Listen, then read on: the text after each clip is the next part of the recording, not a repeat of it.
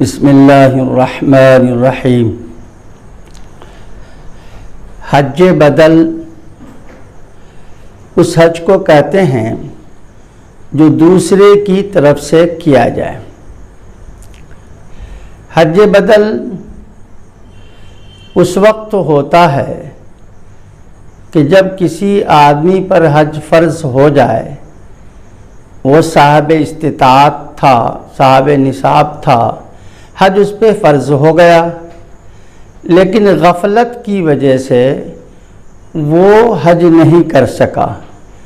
حالانکہ حالات سازگار رہے، مہلت بھی ملی، موقع بھی ملا، لیکن سستی اور غفلت کی وجہ سے حج نہیں کر سکا۔ نوبت یہ آ گئی کہ اب اس میں حج کرنے کی قدرت نہیں رہی، وہ عاجز ہو گیا۔ مثلا یہ ہے کہ وہ کسی وجہ سے پوری عمر بھر قید کر دیا گیا، یا کسی دائمی مرض میں مبتلا ہو گیا جس سے شفا کی کوئی امید نہیں ہے۔ مثلا وہ فالج زدہ ہو گیا، اندھا ہو گیا، لنگڑا ہو گیا، تو ایسی صورت میں اس کے لیے ضروری یہ ہے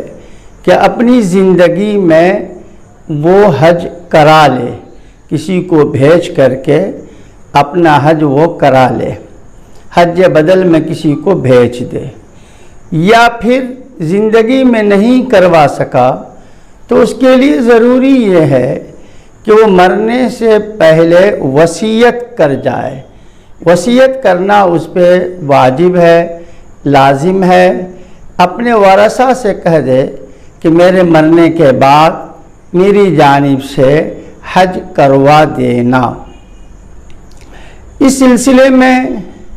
کچھ مسئلے ہیں، ان مسئلوں کو غور سے سننا چاہیے۔ مثلا ایک مسئلہ یہ ہے کہ ایک آدمی کسی مرض کی وجہ سے جس سے کہ شفا کی امید نہیں تھی، اور وہ اپنی زندگی میں حج کروا لیا، حج بدل ہو جانے کے بعد پھر اللہ کے حکم سے وہ شفا یاب ہو گیا، صحت یاب ہو گیا، تو ایسی صورت کے اندر اس پہ اب حج کرنا فرض ہوگا یا فرض نہیں ہوگا۔ فقہاء نے اس کی وضاحت یہ کی ہے کہ اگر مرض ایسا تھا، بیماری ایسی تھی کہ جس سے صحت ہونے کی، شفا ملنے کی کوئی امید نہیں تھی، ڈاکٹر نے کہہ بھی دیا، ماہر ڈاکٹروں نے، کہ پوری زندگی اب شفا نہیں ملے گی، صحت نہیں ملے گی، اگر ایسا مرض تھا، لیکن اللہ قادر مطلق ہیں،